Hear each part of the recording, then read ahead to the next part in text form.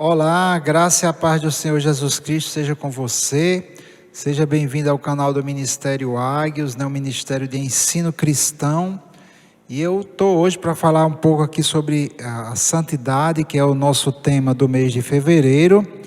Nós ministramos esse assunto domingo passado, hoje é quarta-feira, e nós tivemos um pequeno problema com a live. Questão do som, não estava saindo o som corretamente, então resolvemos gravar o ensinamento hoje, na quarta-feira posterior, e vou falar hoje sobre o processo da santificação dentro desse contexto de santidade, que é o tema geral do mês de fevereiro, um assunto importantíssimo e é baseado também na primeira doutrina básica lá do livro de Hebreus, que é o arrependimento das obras mortas.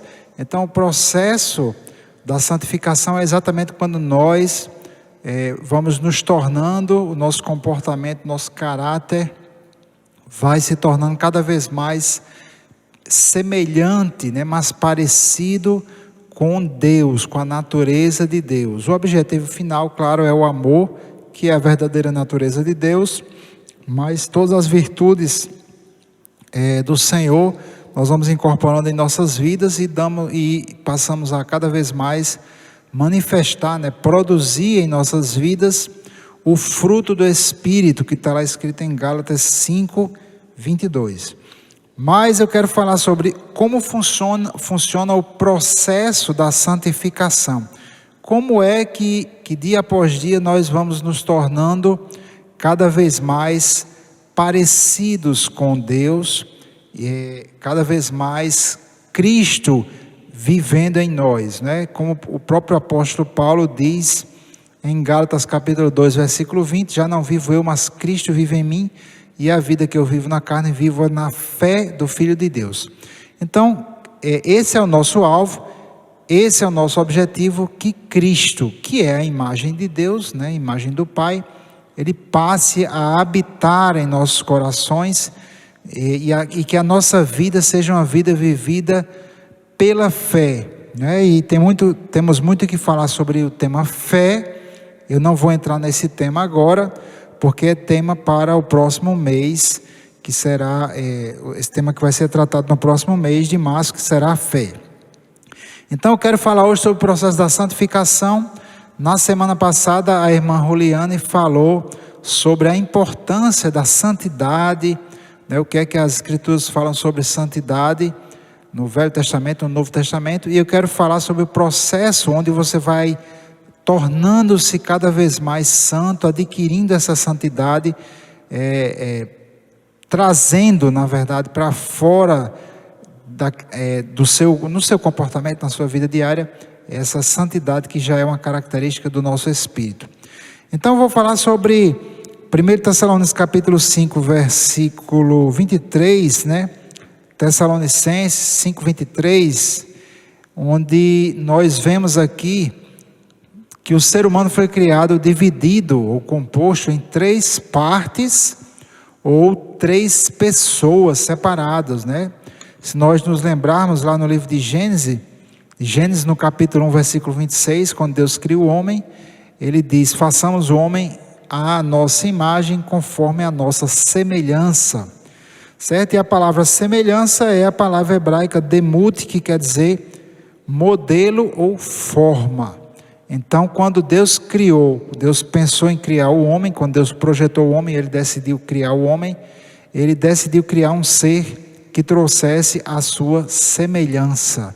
Além da imagem, nós já vimos que a imagem de Deus é Cristo, mas Deus também pensou em criar o homem trazendo a sua semelhança, o seu molde, Como Deus é, assim também nós fomos criados para ser, certo? Então eu vou ler aqui em 1 Tessalonicenses 5:23, que diz assim: e o mesmo Deus de paz vos santifique em tudo, e todo o vosso espírito e alma e corpo sejam plenamente conservados e irrepreensíveis para a vinda de nosso Senhor Jesus Cristo. Então aqui o apóstolo Paulo, pelo Espírito Santo, fala da santificação. Ele diz que Deus santifique vocês em tudo, e aí ele fala que tudo é esse, e ele cita no espírito, na alma e no corpo. Este assunto, que é espírito, alma e corpo, é um assunto que eu já tratei no canal do Águios. Temos uma série de estudos sobre esse assunto, é um assunto importantíssimo, é um assunto um pouco mais profundo, mas é importantíssimo que você como cristão compreenda. Então, não vou poder falar muito sobre esse assunto aqui, porque não é a temática principal dessa pregação, mas indico você que quer conhecer mais, entender melhor como funciona essa questão da divisão, né, do ser humano, da criação, como foi que o homem foi criado, buscar aí no canal do Ministério este assunto, essa série de vídeos que é Espírito, Alma e Corpo. Aqui nós vemos que todo o nosso ser, todas essas três partes do homem, espírito, o espírito, a alma e o corpo, precisam se tornar cada vez mais santos, né?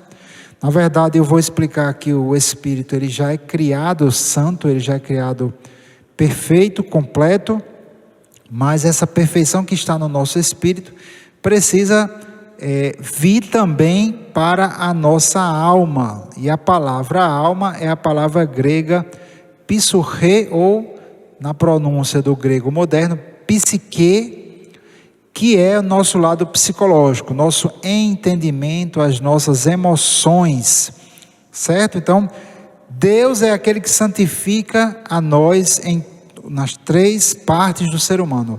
Deus nos santifica no espírito, na alma e no corpo, e nós vamos aprender como é que funciona esse processo. Vamos lá para o livro de Gênesis, no capítulo 2, eu já citei Gênesis 1, que mostra a criação do homem, que o homem foi criado composto, né, em três partes, para se assemelhar a Deus. Deus, ele é Pai, é Filho e é Espírito Santo. Então o homem foi criado também para ser composto, né, de três pessoas, vamos dizer assim, três partes, que é o espírito, a alma e o corpo. Como eu falei anteriormente, esse assunto é um assunto um pouco profundo e exigiria mais tempo, né? E não é o foco aqui dessa nossa ministração. Queridos, quando Deus criou o homem, Deus viu que tudo era bom, Deus viu que tudo era muito bom. Está aqui em Gênesis capítulo 1, o último versículo 31, o que mostra que essa palavra bom é a mesma palavra usada, por exemplo, para descrever a palavra bem, é traduzida como bem na árvore do conhecimento do bem e do mal. Então a palavra bom é a mesma palavra bem, ou seja, quando Deus criou todas as coisas, tudo era muito bom, estava cheio do bem, não havia maldade na criação quando Deus criou o homem. Quando o Senhor forma o corpo do homem, está aqui em Gênesis 2,17, tem a famosa árvore do conhecimento do bem e do mal, que Deus diz assim, né? Mas da árvore do conhecimento do bem e do mal, dela não comerás, porque no dia em que dela comeres, certamente morrerás. Veja só o que Deus fala aqui. No dia em que Adão comesse daquela árvore, ele morreria, naquele dia. Quando nós vamos lá para o livro de Gênesis, no capítulo 3, né, nos versículos, aqui no versículo 4, diz assim, né? Então a serpente disse à mulher, certamente não morrereis. É interessante, quando a serpente, né, que era Satanás, disse que o homem não morreria, né? Deus disse que o homem morreria, a serpente disse que ele não morreria.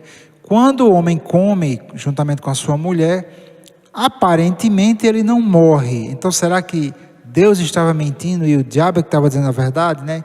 Claro que não, nós sabemos que Deus não pode mentir, como diz lá no livro de Hebreus. Não, a natureza de Deus, ela impede ele de mentir, porque Deus, ele é a própria verdade. Deus não mente. Então, como é que Deus disse que no dia em que ele comesse daquela árvore, ele morreria, mas a serpente disse que ele não morreria e aparentemente ele não morre. De fato, quando Deus falava para o homem dizendo que ele morreria, Deus estava se dirigindo ao Adão espírito. Nós já vimos em 1 Tessalonicenses 5:23 que o homem, ele não é apenas uma mente intelectual, nem é apenas um corpo físico, material. O homem, ele é um ser espiritual. Então Deus falava para o espírito de Adão.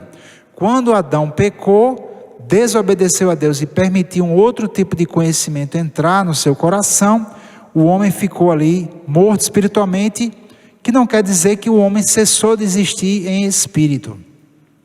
No mundo espiritual, a morte quer dizer separação eterna de Deus. Então, quando o homem pecou, o que aconteceu foi que o espírito de Adão foi separado de Deus, entrou em um lugar de trevas. Entrou a morte espiritual, o homem espiritualmente agora se torna separado de Deus. Satanás, ele entra no mundo e começa a influenciar o homem, e aí ocorre a degradação da psique, do entendimento, do intelecto e das emoções do homem. Nós vemos já desde o início, quando Adão pecou, quando ele ouve a voz, o som do Senhor se aproximando do jardim, ele se esconde juntamente com a sua mulher, eles sentem vergonha, eles estavam nus, aqui no capítulo 2. Capítulo 2, versículo 25 diz: e ambos estavam nus, o homem e a sua mulher, e não se envergonhavam. Tem pessoas que dizem que não, que Adão estava vestido da glória. A gente pode até entender isso de uma forma figurada, que Adão estava vestido da glória de Deus e ficou sem essa glória. Mas a própria Bíblia afirma que eles estavam nus, fisicamente estavam nus, e quando comeram da árvore do conhecimento do bem e do mal, entrou a malícia, a vergonha, o medo. Então esses sentimentos atingiram a alma do homem, e gradativamente nós vemos ao longo do livro de Gênesis, a maldade toma conta do ser humano, e o entendimento, a alma do homem se torna imunda, suja. Nós vamos ver aqui em Gênesis, no capítulo 8, versículo 21, diz assim: e o Senhor sentiu o suave cheiro, e o Senhor disse em seu coração: não tornarei mais a amaldiçoar a terra por causa do homem, porque a imaginação do coração do homem é má desde a sua meninice. Somente até aqui é só para mostrar que o próprio Deus verificou isso, ele atestou que a imaginação do coração do homem se tornou, não era assim ao princípio, mas aí se torna má. Toda essa imaginação era sempre para o mal, e aí entra, a gente vê a morte do espírito humano, a morte da alma, ou seja, a degradação moral, do psicológico, do entendimento do homem, a alma. E aí nós vemos também a morte física, através de diversas formas, assassinatos. Lá em Gênesis capítulo 4, o irmão mata o outro. Nós vemos diversos, até assim cheio de violência, que antes do dilúvio Deus fala isso, aqui é logo após o dilúvio, mas antes do dilúvio Deus diz que a terra está cheia de violência. Então entra o contrário da santidade, a imundícia, a sujeira. E aí Deus prepara o plano da salvação do homem, para poder Deus voltar, nós éramos santos ali no Éden, havia pureza, havia sempre o bem. Entra a morte espiritual, entra a degradação moral, entra a morte física, as doenças, a miséria, a violência, etc. E aí Deus prepara o plano de salvação do homem, e Deus começa a restaurar o homem através de Jesus Cristo, primeiramente no Espírito, certo? Nós vimos que primeiramente o homem morreu em espírito, e aí houve toda a degradação, passando da alma para o corpo. Agora Deus vai salvar o homem, e ele inverte o processo e dá ao homem um novo espírito. Nós vamos ver isso em Ezequiel, no capítulo 36, através do profeta Ezequiel. Deus promete que iria trocar o espírito humano, dar ao homem um novo espírito. Ezequiel 36, versículo 25 a 27, diz assim: Então aspergirei água pura sobre vós e ficareis purificados de todas as vossas imundícies, e de todos os vossos ídolos vos purificarei. E dar-vos-ei um coração novo, e porei dentro de vós um espírito novo. E tirarei da vossa carne o coração de pedra, e vos darei um coração de carne. E porei dentro de vós o meu espírito, e farei que andeis nos meus estatutos, e guardeis os meus juízos e os observeis. Então Deus promete aqui, e tem outras passagens do livro de Ezequiel, onde Deus fala que daria um novo espírito, né, ao homem. E é exatamente o espírito humano, nós já comentei isso, né? O espírito, ele é realmente o nosso eu verdadeiro, né? O homem foi criado para ser a imagem de Deus. A imagem de Deus o criou, e Deus, ele é espírito. Então o homem foi criado também para ser um ser espiritual. Ele também tem uma parte intelectual, mental, que é a alma, e tem um corpo físico. Tudo isso para se assemelhar a Deus, que é Pai, Filho e Espírito Santo. Se você quiser saber mais sobre esse assunto, lembre da playlist lá do nosso estudo sobre espírito, alma e corpo. Ok? Então Deus primeiramente troca o nosso espírito, e isso vem somente através de Jesus. Nós vamos ver aqui no Evangelho de João, no capítulo 3, quando Jesus tem aquele encontro com o mestre, né, da lei, Nicodemos, e Jesus fala sobre isso, a partir do versículo 4. Disse-lhe Nicodemos: como pode um homem nascer sendo velho? Pode porventura tornar a entrar no ventre de sua mãe e nascer? Jesus respondeu: na verdade te digo que aquele que não nascer da água e do Espírito não pode entrar no reino de Deus. O que é nascido da carne é carne, o que é nascido do Espírito é Espírito.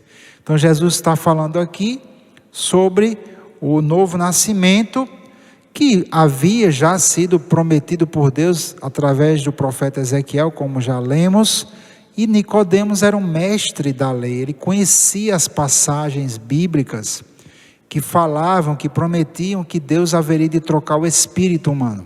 É por isso que Jesus, quando fala que era necessário nascer de novo, Nicodemos questiona isso, e Jesus disse: você é mestre em Israel, não sabe? Por que Jesus questionou isso, né? Porque Nicodemos ensinava as pessoas o Velho Testamento, ele ensinava os profetas, mas ele esqueceu, ele não entendia a promessa de Ezequiel, promessa de Deus através do profeta Ezequiel, acerca da mudança do Espírito. Ok? Então, vamos agora para o livro de Efésios. Eu vou ficar um pouquinho lá. Efésios capítulo 2, diz assim, versículo 1: e vos vivificou, estando vós mortos em ofensas e pecados. Olha só que interessante. Vivificar, ou seja, tornar vivo.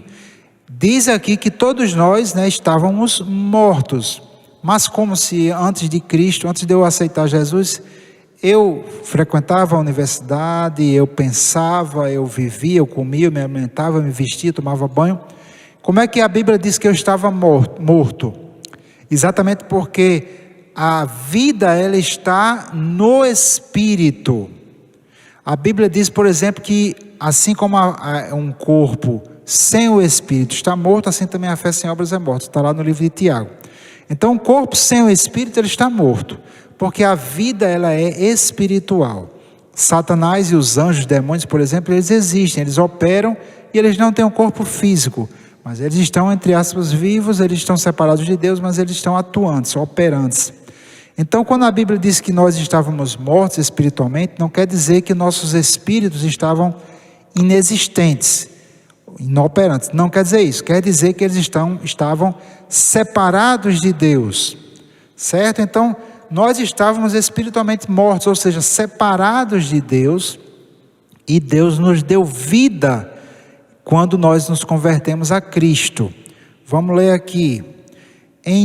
No versículo 2, em que noutro tempo andaste segundo o curso deste mundo, segundo o príncipe das potestades do ar, do espírito que agora opera nos filhos da desobediência, entre os quais todos nós também antes andávamos nos desejos da nossa carne, fazendo a vontade da carne e dos pensamentos, e éramos, por natureza, filhos da ira, como os outros também. Então, o porquê que nós pecamos, porquê que nós mentimos, nós não andamos na verdade de Deus, não andamos no verdadeiro amor, na verdadeira paz, na verdadeira alegria. Por que isso? Porque quando Adão pecou, ele foi separado de Deus e essa morte se espalhou para todos os homens. Então todos nós éramos pecadores por natureza, no espírito. Por mais que você faça obras de justiça, as boas obras, por mais que você, por exemplo, frequente uma igreja, ajude um cego a atravessar a rua, dê esmolas, faça orações, preces e rezas, seja um religioso, por mais que você faça essas coisas, essas atitudes, essas obras que você faz, ainda que sejam coisas boas, elas não têm o poder de mudar o seu espírito, certo? Então não adianta, não é a religião que torna você santo diante de Deus, justo e santo. E esta santidade, ela precisa ser dada por Deus, ela é algo, primeiramente, que começa no seu espírito. Então a única forma de você se tornar realmente santo é aceitando o Senhor Jesus Cristo como seu Senhor e Salvador, se convertendo a Cristo, e aí você recebe da parte de Deus um novo espírito, e isso é o que significa a salvação. Então toda a humanidade por natureza, antes de Cristo, ela é filha da desobediência e tem uma natureza pecaminosa dentro de si. Essa natureza precisa ser mudada para que você possa começar o processo de santificação. Então o primeiro passo para a pessoa começar um processo de santificação simplesmente é se converter a Jesus Cristo e receber um novo espírito, uma nova natureza, uma nova vida espiritual que é santa.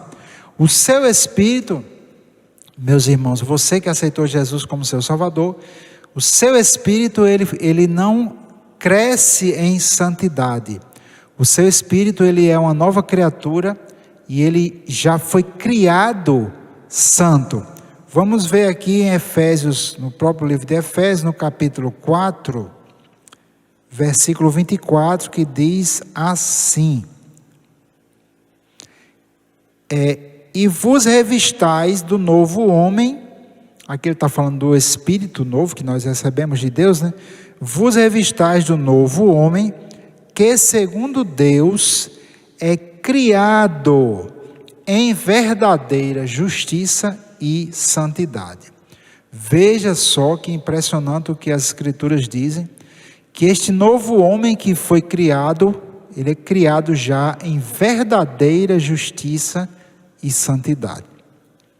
Por que esse termo verdadeira justiça e verdadeira santidade? Porque existe a falsa, a pseudo-justiça e a pseudo-santidade, que é o que as religiões trazem. Você precisa se vestir com uma determinada roupa, né? Você precisa se comportar de certas formas, você precisa frequentar esse e tais rituais para que você possa ser justo e santo, né? Mas na verdade, quando você se converte a Jesus Cristo, você recebe um novo Espírito que já é santo, ele foi criado santo, e agora sim, uma vez que você tem a sua natureza mudada, você deixa de ter a natureza pecaminosa e você passa a ter uma nova natureza que é criada em verdadeira justiça e santidade.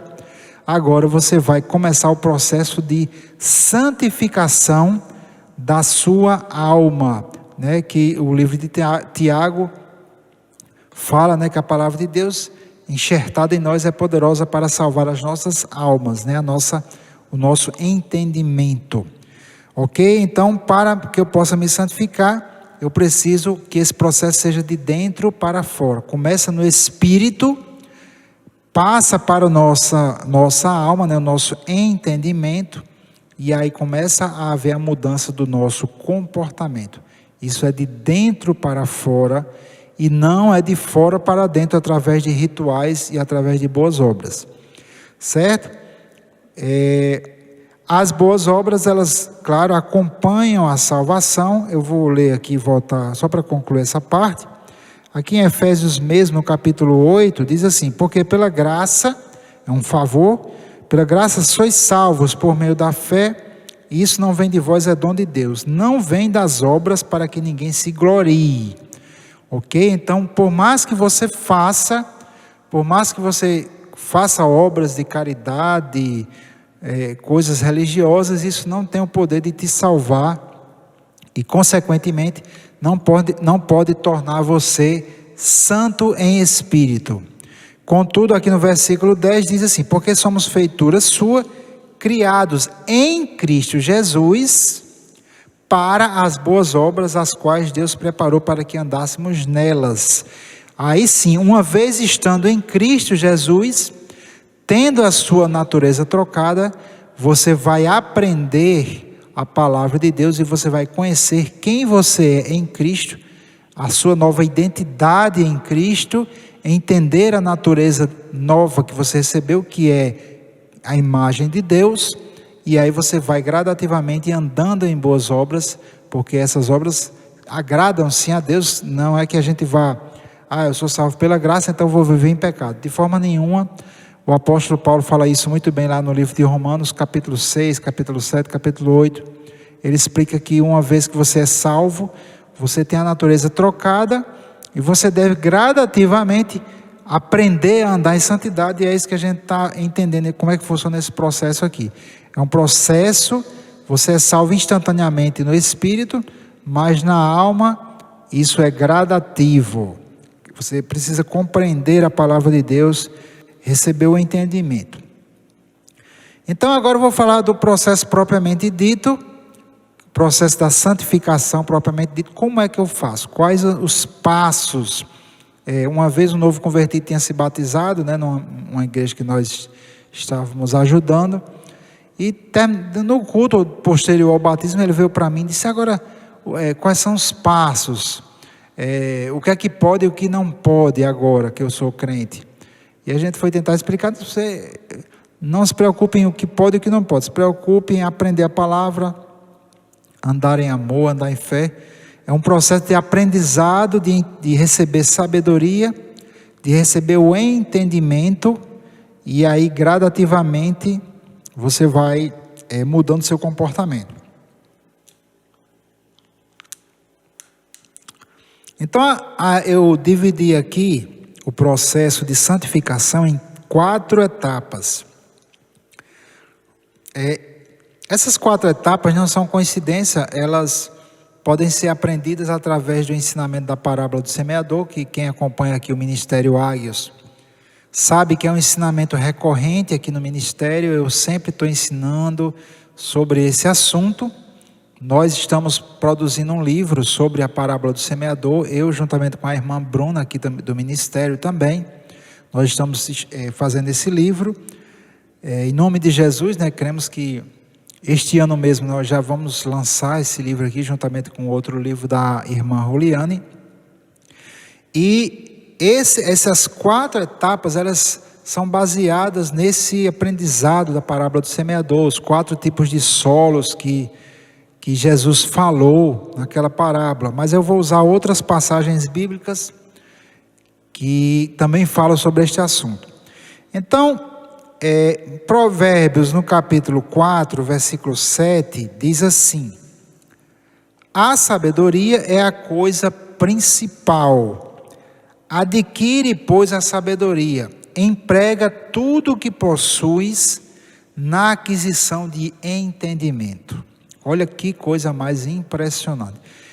A coisa principal é a sabedoria, é você adquirir entendimento. Deus aqui, através do Salomão, falando que emprega tudo que possuis na aquisição do entendimento. Então nossa prioridade deve ser entender a palavra de Deus, adquirir entendimento da parte de Deus. E você pode aprender mais sobre isso nos ensinamentos, quando a gente fala sobre o solo à beira do caminho, que são aquelas pessoas que ouvem a palavra, mas não entendem, que elas não dão valor devido à palavra de Deus, não dedicam tempo para meditar na palavra, ouvem a palavra de Deus como se ouve um jornal nacional, lê a Bíblia como se lê um livro qualquer. Então a pessoa não dá o valor, ela também não vai obter a sabedoria divina. Nós devemos buscar como a tesouros escondidos, como diz aqui mesmo no livro de Provérbios, no capítulo 2. Então o primeiro passo para que você experimente este processo de santificação e mudança de comportamento baseado na palavra de Deus, é você adquirir da parte de Deus o entendimento. Você precisa compreender a palavra, as escrituras.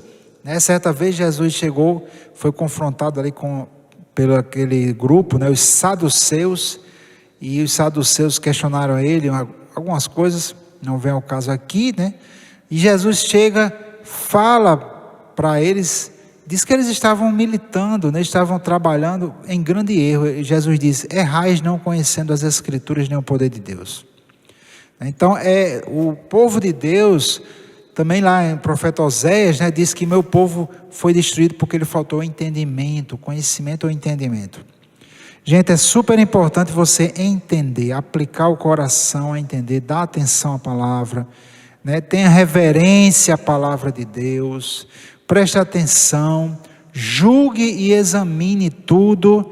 A Bíblia diz: não desprezeis as profecias. Lá em 1 Tessalonicenses 5 também, a gente leu aqui, a Bíblia diz: não despreze as profecias, não despreze a Bíblia, examine, pondere, pense, ore, busque ao Senhor por sabedoria, certo? E aí você vai adquirir o entendimento, você vai começar a compreender, e este será o primeiro passo no processo de santificação. O segundo passo no processo de santificação, eu chamei aqui de aprofundamento. Nós vamos lá para 2 Tessalonicenses, no capítulo 3, versículo 5. Aliás, capítulo 1. 2 Tessalonicenses, capítulo 1. Vou ler do versículo 3 ao 5. Diz assim: sempre devemos, irmãos, dar graças a Deus por vós, como é justo, porque a vossa fé cresce muitíssimo e o amor de cada um de vós aumenta de uns para com os outros. De maneira que nós mesmos nos gloriamos de vós nas igrejas de Deus por causa da vossa paciência e fé em todas as vossas perseguições e aflições que suportais. Prova clara do juízo de Deus, do justo juízo de Deus, para que sejais havidos por dignos do reino de Deus, pelo qual também padeceis. Então aqui fala em crescimento, eles cresceram muitíssimo, em fé, em amor, ou seja, no fruto do Espírito, começaram a crescer em meio às perseguições, em meio às tribulações. E aqui no versículo 5 ele fala que havia de ter padecimento, eles padeciam pelo reino de Deus. E aí, se remetendo à nossa parábola do semeador, que a gente sempre ensina, o segundo tipo de solo é o solo pedregoso, onde a planta se desenvolve um pouquinho, mas vem o sol, queima, não tem raiz profunda, e a gente precisa entender que a palavra de Deus, ela requererá de nós perseverança. A primeira etapa, que é o entendimento, você vai meditar e vai buscar Deus, você vai entender a palavra. Essa é a primeira etapa, mas é necessário a perseverança na prática da palavra. Ele fala aqui, nos gloriamos de vós nas igrejas de Deus por causa da vossa paciência e fé em todas as vossas perseguições e aflições. Sempre quando você vai pôr em prática a palavra, sempre quando você vai viver a realidade espiritual, viver a palavra de Deus, se levantarão perseguições, se levantarão tribulações para tentar roubar a palavra do nosso coração. Então é necessário dar tempo, é necessário perseverança, é necessário insistir, né? O escritor aos Hebreus diz: porque necessitais de paciência para que depois de haver desfeito a vontade de Deus, possais alcançar a promessa. Então é necessário você ter paciência e perseverança na prática da palavra, pois somente assim o entendimento se enraizará dentro de você e você vai começar a viver, a experienciar, né, experimentar na sua vida a realidade da palavra de Deus. Então é a fase do aprofundamento. A terceira fase é a fase da priorização. Eu vou ler aqui uma passagem que está no Evangelho de Mateus, capítulo 6, versículo 31 a 33, que diz assim: não andeis, pois, inquietos, dizendo o que comeremos, ou o que beberemos, ou com que nos vestiremos, porque todas estas coisas os gentios procuram. De certo, o vosso Pai Celestial bem sabe que necessitais de todas estas coisas. Mas buscai primeiro, né, o reino de Deus e a sua justiça, e todas estas coisas vos serão acrescentadas. Então, meus amados, eu chamo essa terceira fase da fase de priorização. Você começa a pôr em prática a palavra, você começa a experimentar alguma coisa do reino de Deus, começa a ter o entendimento, né, que é aquela primeira fase, entender os versículos, começa a pôr em prática alguma coisa, você começa a perseverar e começa a experimentar algum nível de colheita. Então chegará um ponto que você vai precisar lançar fora os pesos. Lá em Hebreus capítulo 12, né, ele fala que devemos lançar fora todo o peso e todo o pecado que tão de perto nos rodeia. Então há um momento que você precisa, para que você possa avançar no seu crescimento espiritual, você vai precisar abrir mão daquilo que está provocando os espinhos, né, que Jesus fala, trazendo sempre para a parábola do semeador. É o terceiro tipo de solo, que é o solo cheio de espinhos. E quando Jesus dá a explicação da parábola, ele mostra que os espinhos são os cuidados, as preocupações desta vida, o engano das riquezas e os deleites da vida natural, né, da vida terrena. Então é a fase que eu chamei da fase de priorização. Você vai ter que agora colocar sempre em primeiro lugar o reino de Deus e a sua justiça. Você já passou pela fase do entendimento, você está entendendo cada vez mais, você já tem perseverado e experimenta a realidade da palavra de Deus, e aí você quer aprofundar, você quer ser mais frutífero, você quer realmente começar a andar, né, no amor, na alegria, na paz, na cura, né, na vida abundante que Deus tem para você. Você vai ter que priorizar o reino de Deus. Ele diz aqui: não andeis inquietos. Então são as preocupações do mundo, as preocupações da vida. É você cortar mesmo, até mesmo relacionamentos que levam você para o mau caminho. Cortar muito tempo na TV, assistindo séries, filmes, novelas, né? Tudo aquilo que rouba o seu tempo, coisas que tomam o seu tempo, e que não trazem edificação para você.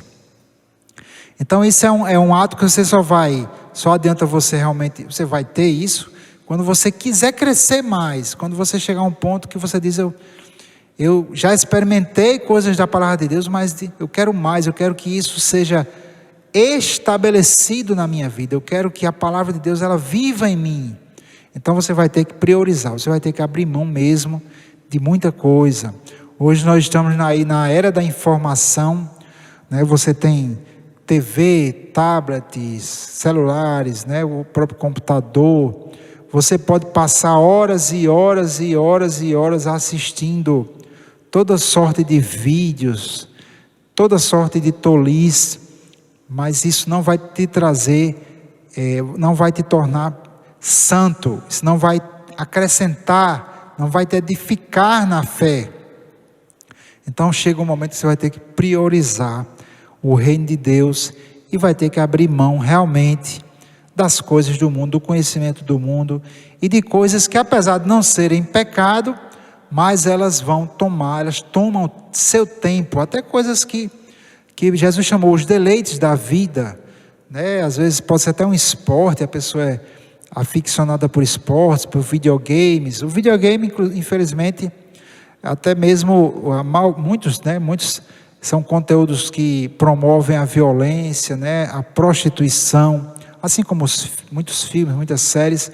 Essas coisas realmente elas deveriam ser cortadas da nossa vida, né? Mas infelizmente muitos cristãos, eles são mais fiéis nas séries que eles assistem, as séries de Netflix, de TV, acompanham mais séries do que a Bíblia, né? Quase não tem tempo para meditar na palavra de Deus. Então, desse jeito nós temos aí uma geração de cristãos carnais, cristãos que pelo tempo deviam ser mestres, mas tem necessidade que se ensine novamente os fundamentos da fé. Isso aqui que eu estou ensinando é fundamento da fé, né? Então, gente, priorização do reino de Deus, né? Não andar como os gentios, não andar como pessoas que não têm Deus. Muitos cristãos andam como pessoas que são descrentes, andam realmente, assistem as mesmas coisas que um descrente assiste, e aí o comportamento reflete exatamente a semente que está caindo em seu coração. Você quer crescer? Deus não vai forçar você a crescer, você precisa desejar isso, precisa buscar, precisa priorizar. Então Deus dá o caminho, colocar em primeiro lugar o reino de Deus, passar tempo com Deus, adorar ao Senhor, passar tempo com a palavra, meditar na palavra de dia e de noite, congregar. Muitos cristãos estão aproveitando eu não vou dizer que não é algo grave, né, que é a pandemia, sabemos que é algo grave, mas seguindo as orientações dos governos, seguindo os protocolos, né, de segurança, né, isso está liberado. Se você está liberado aí pelas autoridades, por que não congregar, né? Porque fazer de tudo para não ir para a igreja. Tem gente que está, infelizmente, não estou falando para todos, mas você deve vigiar, porque a Bíblia diz no livro de Hebreus que a gente deve não deixar a nossa congregação, tanto mais quanto você vê que aquele dia se aproxima, o dia da volta de Jesus. Então, vigiar, irmão, vigie. Priorização e, por fim, eu chamei aqui da fase do aperfeiçoamento, está no livro de Efésios capítulo 4, versículos 12, deixa eu ver se é isso aqui, Efésios 4, eu vou ler do 11, para contextualizar bem. Então, é a quarta fase, você já buscou entendimento, você tem entendimento da palavra, você já perseverou, venceu as tribulações e aflições, perseguições, você começou a colher frutos, você começou a priorizar o reino de Deus. Então, em algum momento você vai ter que se dedicar e entrar no seu chamado. Isso eu diria que é a fase do aperfeiçoamento. Aqui em Efésios 4, eu vou ler a partir do versículo 11, diz assim: E ele mesmo deu uns para apóstolos, e outros para profetas, e outros para evangelistas, e outros para pastores e doutores, querendo o aperfeiçoamento dos santos para a obra do ministério, para a edificação do corpo de Cristo.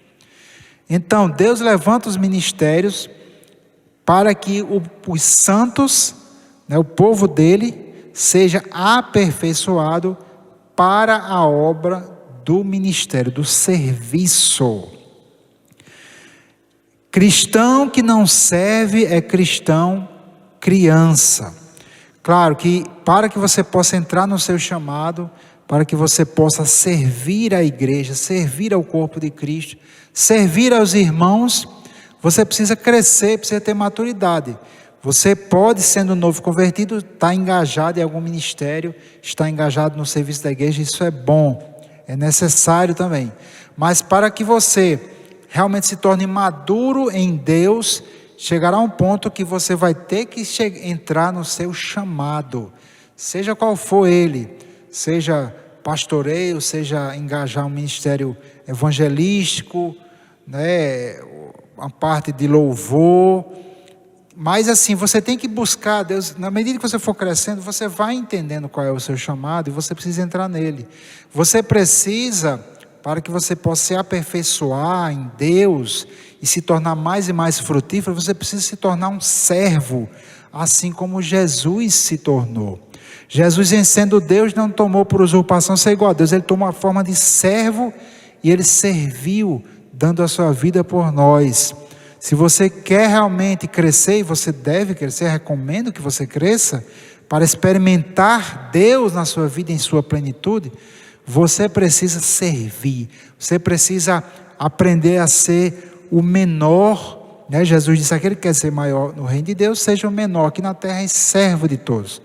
Deus, ele recebe, meus irmãos, o nosso serviço como sendo para Ele, né? O serviço que nós prestamos ao povo de Deus, aos cristãos, à igreja, Deus recebe como sendo para Ele. Então é uma fase onde você vai se tornar mais e mais frutífero, porque você não cresce espiritualmente só por sua própria causa. O amor não busca os seus próprios interesses, está lá escrito em 1 Coríntios capítulo 13. Na medida que você vai crescendo em Deus, que você vai se tornando cada vez mais santo, então você vai se tornando cada vez mais parecido com Cristo, e você cada vez mais precisará entrar no seu chamado e servindo ao Senhor. Uma pessoa que não vive para servir as pessoas, servir no seu chamado, ela ainda é criança e ela não tem como crescer mais, né? Não tem como ela se desenvolver se ela não entrega a sua vida para servir ao Senhor dentro do chamado que Deus tem para ela, certo? Então a quarta etapa é a parte do aperfeiçoamento. Muitas coisas eu só entendi quando eu me entreguei realmente ao chamado de Deus. Quando eu fui ordenado ao pastoreio e nós pastoreamos igrejas, eu e minha esposa, com muitos, né, com cooperadores, com ajudadores que a gente tinha, mas assim, a gente passou por aflições, sim, mas eu pude entender o coração de Deus ali, servindo aos irmãos. Não servíamos por salário, nós não ganhávamos salário. Eu já tinha e tenho, né, meu emprego como funcionário público, mas nós servíamos ali por amor a Cristo, muitas vezes sendo injuriados, as pessoas falavam mal de nós, passamos muitas vezes situações perigosas, ameaças, e tudo isso, a gente procurando servir ao Senhor com amor, e nós aprendemos a doar nossas vidas em sacrifício, e isso nos fez crescer e nos tornou cada vez mais maduros na fé. Então, o aperfeiçoamento dos santos é para a obra do ministério. E até quando? Bem, a Bíblia diz aqui no versículo 13 de Efésios 4, diz: até que todos cheguemos à unidade da fé e ao conhecimento do Filho de Deus, a homem perfeito, à medida da estatura completa de Cristo. Então existe essa perfeição, existe essa maturidade que nós estamos almejando, que nós estamos querendo, buscando, e até que todos cheguem a isso. Claro que isso só vai acontecer quando Jesus voltar na glória, né? Porque nós, na igreja, sempre tem novos convertidos, sempre tem pessoas que estão iniciando o processo de santificação, né? E nós que somos mais maduros na fé, precisamos ajudar essas pessoas, orando, ministrando a palavra, ensinando, fazendo acompanhamento, né? Para que essas pessoas também cresçam, né? Até que todas cheguem a essa maturidade. Então, queridos, esse é o processo da santificação. Primeira fase é entendimento, segunda fase é aprofundamento, terceira fase é a priorização, e a quarta é o aperfeiçoamento, onde nós cada vez mais nos tornamos solos frutíferos, né? Remetendo lá a parábola do semeador, né? Porque no solo frutífero Jesus falou: um produz 30, outro 60, outro 100 por um. Se você quer se tornar cada vez mais frutífero para Deus, precisará passar por estas 4 fases aqui. Então, amados, que Deus abençoe a sua vida, né? E este mês de fevereiro continuaremos aí com nossos estudos sobre a santidade. Que Deus te abençoe e que o Senhor santifique a sua vida em tudo, no espírito, na alma e no corpo. Fique na paz do Senhor.